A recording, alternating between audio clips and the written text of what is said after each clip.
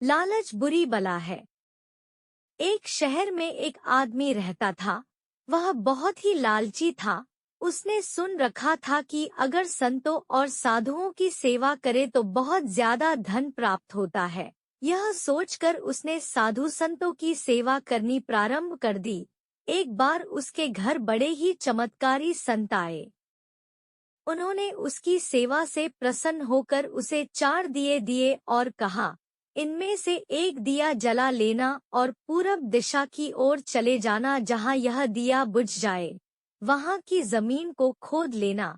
वहाँ तुम्हें काफी धन मिल जाएगा। अगर फिर तुम्हें धन की आवश्यकता पड़े तो दूसरा दिया जला लेना और पश्चिम दिशा की ओर चले जाना। जहाँ यह दिया बुझ जाए वहाँ की जमीन खोद लेना। तुम्हें मन चाही माया मिलेगी। फिर भी संतुष्टि ना हो तो तीसरा दिया जला लेना और दक्षिण दिशा की ओर चले जाना। उसी प्रकार दिया बुझने पर जब तुम वहाँ की जमीन खोदोगे तो तुम्हें बेअंत धन मिलेगा। तब तुम्हारे पास केवल एक दिया बच जाएगा और एक ही दिशा रह जाएगी। तुमने यह दिया ना ही जलाना है और ना ही इसे उत्तर दिशा की ओर ले जाना है। यह कहकर संत चले गए। लालची आदमी उसी वक्त पहला दिया जलाकर पूरब दिशा की ओर चला गया। दूर जंगल में जाकर दिया बुझ गया। उस आदमी ने उस जगह को खोदा तो उसे पैसों से भरी एक गागर मिली। वह बहुत खुश हुआ। उसने सोचा कि इस गागर को फिलहाल यही रहने देता हूँ, फिर कभी ले जाऊंगा। पहले मुझे जल्दी ही पश्चिम दिशा वाला धन देख लेना चाहिए। यह सोचकर उसने दूसरे दिन दूसरा दिया जलाया और पश्चिम दिशा की ओर चल पड़ा। दूर एक उजाड़ स्थान में जाकर दिया बुझ गया। वहां उस आदमी ने जब जमीन खोदी तो उसे सोने की मोहरों से भरा एक घड़ा मिला। उसने घड़े को भी यही सोचकर वही रहने दिया कि पहले दक्षिण दिशा में जाकर देख लेना चाहिए। जल्दी से जल्दी ज्यादा से ज्यादा धन प्राप्त करने के लिए वह बेचैन हो गया।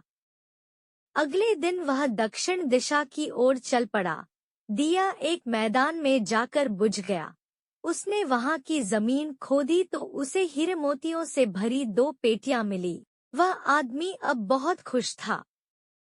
तब वह सोचने लगा, अगर इन तीनों दिशाओं में इतना धन पड़ा है तो चौथी दिशा में इनसे भी ज्यादा धन होगा। फिर उसके मन में ख्याल आया कि संत ने उसे चौथी दिशा की ओर जाने के लिए मन किया है। दूसरे ही पल उसके मन ने कहा, हो सकता है उत्तर दिशा की दौलत संत अपने लिए रखना चाहते हो। मुझे जल्दी से जल्दी उस पर भी कब्जा कर लेना चाहिए। ज्यादा से ज्यादा धन प्राप्त करने की लालच ने उसे संतों के वचनों को दोबारा सोचने ही नहीं दिया। अगले दिन उसने चौथा दिया जलाया और जल्दी जल्दी उत्तर दिशा की ओर चल पड़ा। दूर आगे एक महल के पास जाकर दिया बुझ गया। महल का दरवाजा बंद था। उसने दरवाजे को धकेला तो दरवाजा खुल गया। वह बहुत खुश हुआ। उसने मन ही मन में सोचा कि यह महल उसके लिए ही है। वह अब तीनों दिशाओं की दौलत को भी यही ले आकर रखेगा और ऐश करेगा। वह आदमी महल के एक एक कमरे में गया। कोई कमरा हीरे मोतियों से भरा हुआ था। किसी कमरे में सोने के कीमती से कीमती आभूषण भरे पड़े थे। इसी प्रकार अन्य कमरे भी बेअंत धन से भरे हुए थे। वह आदमी चकाचौंध होता जाता और अपने भाग्य को शाबाशी देता। वह जरा और आगे बढ़ा तो उसे एक कमरे में चक्की चलने की आवाज सुनाई दी। वह उस कमरे में दाखिल हुआ तो उसने देखा कि एक बूढ़ा आदमी चक्की चला रहा है। लालची आदमी ने बूढ़े से कहा कि तू यहाँ कैसे पहुँचा? बूढ़े ने कहा, ऐसा कर यह जरा चक्की चला, मैं सांस लेकर तुझे बताता हूँ। लालची आदमी ने चक्की चलानी प्रारंभ कर दी।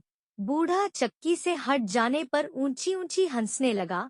लालची आदमी उसकी ओर हैरानी से देखने लगा। वह चक्की बंद ही करने लगा था कि बूढ़े ने खबरदार करते हुए कहा, नाना चक्की चलानी बंद ना कर। फिर बूढ़े ने कहा, यह महल अब तेरा है, परंतु यह उतनी देर तक खड़ा रहेगा जितनी देर तक तू चक्की चलाता रहेगा। अगर चक्की चक्की चलनी बंद हो गई तो महल गिर जाएगा और तू भी इसके नीचे दबकर मर जाएगा।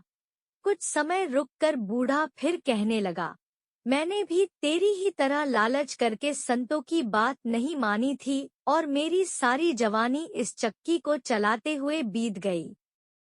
वह लालची आदमी बूढ़े की बात सुनकर रोने लग पड़ा। फिर कहने लगा, अब मेरा इस चक्की से छुटकारा कैसे होगा? बूढ़े ने कहा, जब तक मेरे और तेरे जैसा कोई आदमी लालच में अंधा होकर यहाँ नहीं आएगा, तब तक तू इस चक्की से छुटकारा नहीं पा सकेगा। तब उस लालची आदमी ने बूढ़े से आखिरी सवाल पूछा, तू अब बाहर जाकर क्या करेगा? बूढ़े ने कहा, मैं सब लोगों से ऊंची ऊंची कहूंगा, लालच बुरी बला है।